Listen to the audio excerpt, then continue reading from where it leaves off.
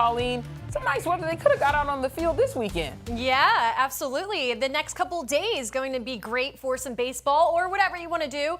Yes, we have some colder mornings, but once we get rolling into the afternoon, things really shape up nicely. Let's look at our surface map here, see what's in control. High pressure, that's our friend. That means that we have drier, sinking air that's on top of our region. Now, we could use the rain, but since we don't have the rain, it might as well be pleasant, right?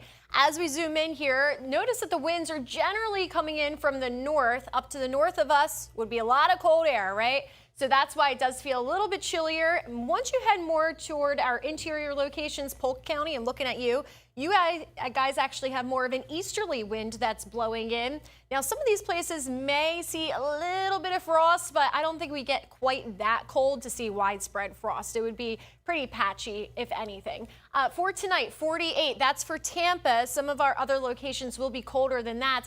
Under those clear skies, calmer winds, and cooler temperatures. Yeah, that patchy frost, that would most likely be across our northernmost locations. Look at the low temperatures for places like Crystal River. That's a good example where they will be 35 for tomorrow morning. Brooksville, Dade City, you guys will be waking up to temperatures in the mid-30s as well. But everybody else, especially closer to the water, anywhere from Clearwater down to St. Petersburg, Bradenton, Sarasota, mid-40s, even some 50s. And then across our interior locations like Lakeland, Bartow, Frostproof, we will be in those lower 40s starting your Monday morning. For tomorrow afternoon in Tampa, we're warming up to 72. Pretty nice temperature. I don't think many of you will complain about that. And look at our temperatures across the rest of our beautiful counties here. Mulberry, Bartow, Frostproof, you guys will be flirting with those 80-degree marks. Won't quite get there, but upper 70s, I think that's pretty nice. Arcadia, Wauchula, 78, 79. All right, now closer to the coast, a little bit opposite here, where in the mornings you guys are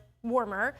In the afternoon, you'll be a little bit cooler. So that's just the way it works, right? All right, so futurecast, let's walk through this. We will have a couple clouds that we will begin our day tomorrow, mainly north of the Nature Coast, but some of you may see them just to start your morning. Those clouds begin to mix out as we move into the afternoon. Nice, bright, sunny skies to enjoy with a calmer wind. Now, all this lack of rain that we're really not seeing this week would lead to worsening drought conditions, right? This past week, we haven't had a ton of rain. This upcoming week, we're not going to have a lot of rain.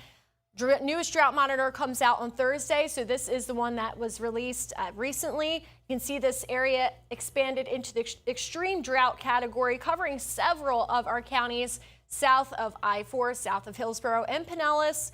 We also have that severe level of drought that's kind of expanding out to the east as well. As we look at the humidity trend next couple days, not good for any fire weather, but feels good to us outside, right? We don't really have any stickiness to the air because the dew points are nice and low and pleasant. 7-day forecast here, these 70s are sticking around and the mornings will improve too. By the time we enter into this midweek, we look at mornings a bit closer to normal, right?